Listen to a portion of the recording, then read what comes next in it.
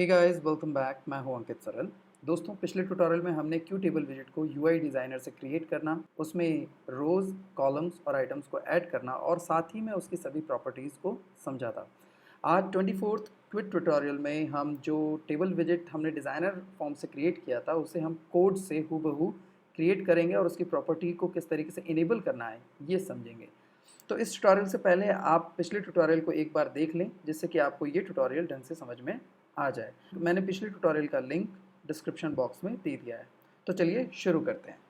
एक नया project create कर लेते हैं। इसको नाम दे देते हैं क्यू टेबल विजेट हाइफन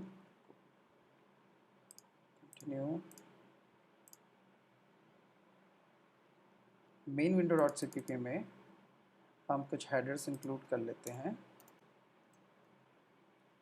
क्यू टेबल विजेट और क्यू टेबल विजेट आइटम्स। एक फंक्शन क्रिएट करते हैं हम, void टेबल डिस्प्ले, और इसकी definition main window dot CPP में क्रिएट कर देते हैं। इस फंक्शन में हम क्यू टेबल विजेट का एक ऑब्जेक्ट क्रिएट कर लेते हैं, विजेट टेबल, और उसकी मेमोरी इनिशियलाइज कर देते हैं। अब हम 4 रो और 4 कॉलम क्रिएट कर देते हैं। Table set row count 4, table set column count 4। इसे हम मेन विंडो के अंदर सेट सेंट्रल विजेट कर देते हैं, जिससे कि जब भी हम प्रोग्राम को रन करें तो कंप्लीट मेन विंडो के अंदर पूरा टेबल डिस्प्ले हो।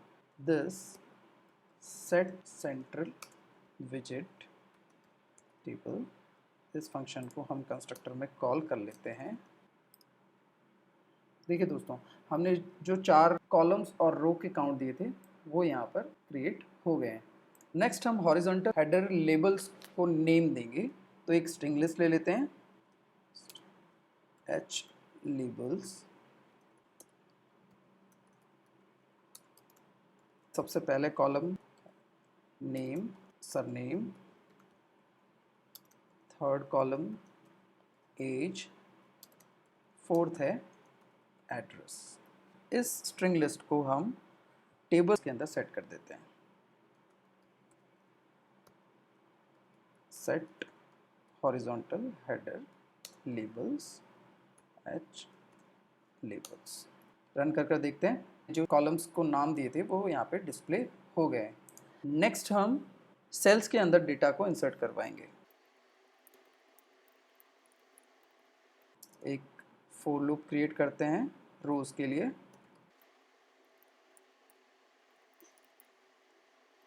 टेबल रो काउंट, ये लूप जितनी भी रो काउंट है उतनी बार इटरेट होगा। एक और लूप क्रिएट कर देते हैं जो कि हर कॉलम पे इटरेट होगा। For table column count. Table विजेट के अंदर क्यू टेबल विजेट आइटम क्लास के थ्रू ही हम डेटा इंसर्ट कर सकते हैं। तो एक इंस्टेंस क्रिएट कर देते हैं क्यू टेबल विजेट आइटम, और उसे सेकंड फॉर लूप के अंदर मेमोरी इनिशियलाइज करवा देते हैं। अब इस लूप के अंदर चारों कॉलम के लिए एक चेक लगा देंगे, जिससे कि हर सेल के अंदर डेटा इंसर्ट हो सके। j इज इक्वल टू 0, हम यहाँ पर उस पर्टिकुलर आइटम का टेक्स्ट सेट करेंगे। Item set text,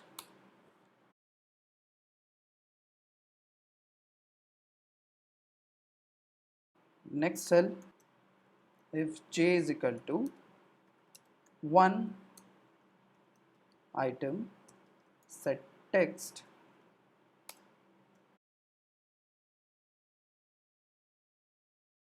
similarly for third and fourth column, j is equal to 2, इसे हम कॉपी कर लेते हैं।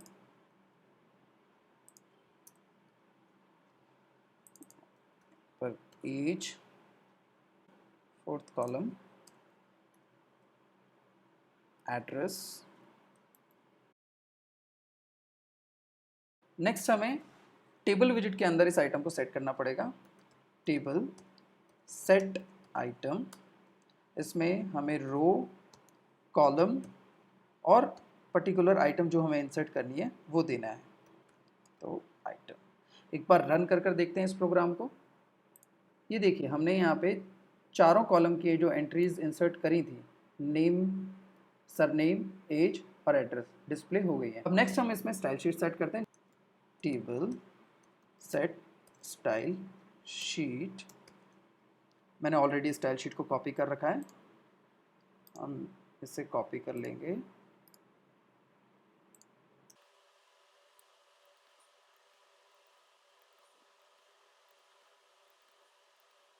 और टेबल विजिट का अल्टरनेट रो कलर सेट कर देंगे जिससे कि अल्टरनेट रोज पे भी रिफ्लेक्ट हो। टेबल सेट अल्टरनेट रो कलर्स ट्रू। हम रन कर देखते हैं।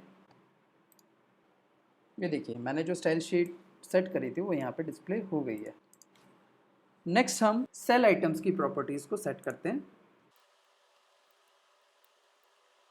हर सेल का जो सिलेक्शन मोड होगा वो किस तरीके का होगा, सिंगल सिलेक्शन होगा, मल्टीपल सिलेक्शन होगा या एक्सटेंसिव सिलेक्शन होगा, उसके लिए हम फंक्शन यूज करेंगे सेट सिलेक्शन मोड।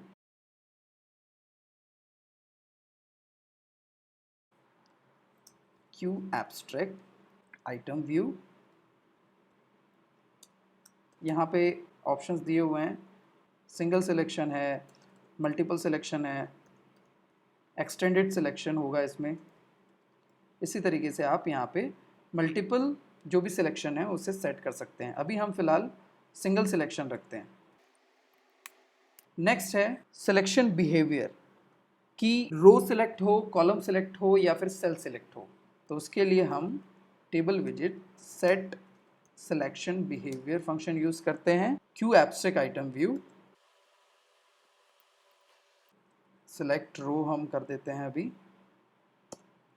सेल की थर्ड प्रॉपर्टी हम सेट करेंगे अलाइड मोड। अलाइड मोड मैंने पहले आपको पिछले ट्यूटोरियल में समझाया था कि जब भी एक सेल के अंदर एक लंबा कंटेंट होता है तो कंटेंट के आगे या कंटेंट के पीछे 3 डॉट कंटिन्यूएशन के लिए दिखाए जाते हैं, वो अलाइड मोड के अंदर आता है। तो table set allied mode, allied right, ये देखिए यहाँ पे 4 ऑप्शन है, अलाइड लेफ्ट, मिडल, नन या राइट। हम राइट साइड सेट कर देते हैं। अब हम इसे रन कर देखते हैं क्या ये तीनों प्रॉपर्टीज उसमें सेट हुई हैं। ये देखिए क्योंकि मैंने यहाँ पे सिलेक्ट रो कर रखा है इसलिए मैं किसी भी एक सेल पे क्लिक कर रहा हूँ तो कंप्लीट रो सिलेक्ट हो रही है। ठीक है, अब देखिए due to the single selection, सबसे पहली जो प्रॉपर्टी है एब्स्ट्रैक्ट व्यू की सिंगल सिलेक्शन, मल्टीपल रोज मैं यहाँ पे सिलेक्ट नहीं कर सकता या मल्टीपल सेल्स में यहाँ पे एक साथ सिलेक्ट नहीं कर सकता, क्योंकि यहाँ पर प्रॉपर्टी सेट कर रखी है सिलेक्ट रो, इसलिए ये कंप्लीट रो डिस्प्ले कर रहा है। और अब जो फोर्थ कॉलम है अलाइड राइट के कारण ये देखिए यहाँ पर 3 डॉट डिस्प्ले हो रहे हैं। नेक्स्ट प्रॉपर्टीज हम देखते हैं table properties.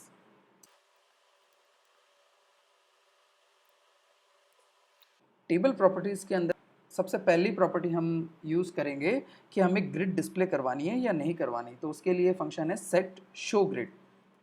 Table set show grid true. Next हम ग्रिड की स्टाइल सेट करते हैं। Table set grid style. Third है टेबल में हम सॉर्टिंग इनेबल करना चाहते हैं या नहीं, तो उसके लिए फंक्शन है set sorting enable. Table set sorting enable, इसे हम ट्रू कर देते हैं, इससे सॉर्टिंग इनेबल हो जाएगी। फोर्थ प्रॉपर्टी हम सेट करेंगे कॉर्नर बटन के लिए।